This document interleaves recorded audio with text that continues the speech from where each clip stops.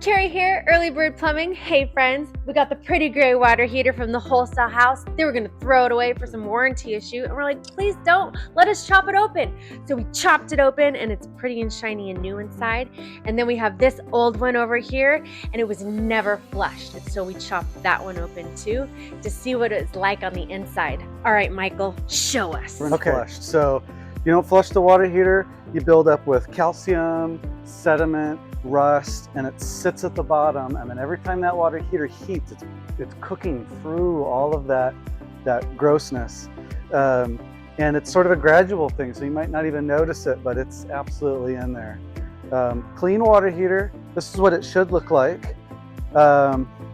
We've got, it's like a nice glass coating, kind of like the old school camping equipment, where they put that ceramic glass coating over your pots and pans. It's actually really pretty. That's how it should look. Inside this one, it is rusty and corroded. We'll go ahead and go on a little adventure. But this stuff doesn't get in my water, right? Oh, it absolutely gets in your water. This is what you're cooking and cleaning and showering with. Oh, that's so gross. What's that? Is it a stick? Yeah, this is calcium. No. So it ends up looking like stalactites, and it's, you know. Oh, that's nasty. So that's what you're showering and cooking and cleaning your kids with. That's really gross. Yeah, and this is what it should look like in your water heater. It should look all nice and clean.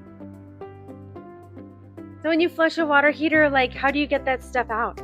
Yeah, so when we flush the water heater, here, if you look down here, you've got your drain. This one has a drain. This drain's been removed, but you can see the light coming through. So that's where you drain the water heater, and then we flush a bunch of water through here, let it slosh around and drain it all out, and do that a couple of times. And it does a great job of keeping all this stuff from building up. So it's like if I never washed my water bottle? Yeah. You know how like you don't wash your water bottle for like a week and it starts to get kind of murky? No, I would never. Can you imagine doing that for years and years and years? Okay, so a couple things to notice here.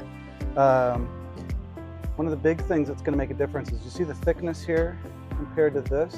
And this was a nice water heater when it came out 20 years ago. This had a 12-year warranty, so this was their top of the line. It's a good foam, but is styrofoam or fiberglass? It's styrofoam, and so that's what you want in a water heater. Some of the less expensive water heaters will just be like batting insulation, like you see in your attic, and it doesn't like fluffy. Like the fluffy, yeah, and it's just not as good. But they've made it thicker on the nicer water heaters, and so that's a big deal. That'll save you a lot of energy. Is this metal thicker too on the outside? I don't think so. I think that's about the same. It was the same when you cut it open? Yeah. So another thing that happens here is this is a dip tube. What does that mean? This drops in our cold side, and so when the cold water is coming into your water heater, it disperses down low, and then your hot water is coming up the top here, so you're not getting this cold water just siphoning right through while you're taking a shower. Oh, because cold sinks, heat rises. Yep. And so it sets the cold water down here so it can get reheated while the water heater's fired. And this is the heating, that part gets hot in the middle? Yeah, so this is like a chimney stack right in the middle of your water heater. Prepare to be baffled. Where, is this where the gas goes in? So this is in that stack, and as your heat flows through the water heater, this slows it down. This slows down the gravity heat coming out, the exhaust passing through, slows it down so it can heat from the middle of the water heater. So it's heating from the bottom, and it's also heating through this stack. And this baffling here slows that down. Wait, so there's water in the middle too?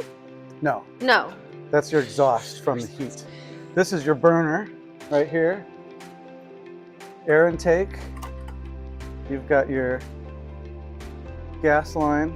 Comes so it's in like here. A little like Bunsen burner, like exactly. science stove. That's cute. So this burns here.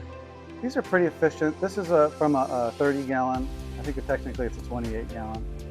But this just goes in here, burns, heats, passes through here. So something to consider, if a water heater is not getting flushed, you'll get a lot of calcium buildup at the bottom. And so now you're trying to heat through that calcium buildup, which this old water heater the old here one has. is less efficient because the heat also can't get through the debris Right. to Heating get through, the water nice and hot. heating through all of that funk. It can't. It keeps doing. So. Okay, Yep. so we replaced these. And Michael, can Absolutely. you tell me about this sticker? This is our new early bird sticker.